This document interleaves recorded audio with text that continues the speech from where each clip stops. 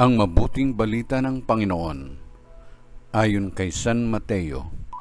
Papuri sa iyo, Panginoon.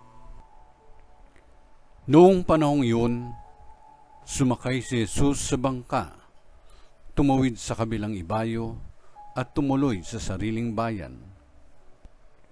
Pagdating niya roon, dinala sa kanya ng ilang katao ang isang paralitikong nakaratay sa kanyang higaan. Nang makita ni Jesus kung gaano kalaki ang kanilang pananalig, sinabi niya sa paralitiko, "Anak, lakasan mo ang iyong loob. Pinatatawad ka na sa iyong mga kasalanan." Isinaloob ng ilang iskribang naroon. Nilalapastangan ng taong ito ang Diyos.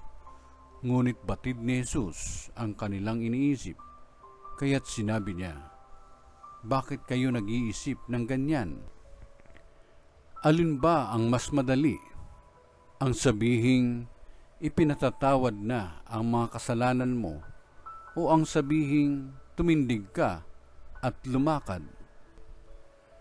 Patutunayan ko sa inyo na dito sa lupa, ang anak ng tao'y may kapangyarihang magpatawad ng mga kasalanan."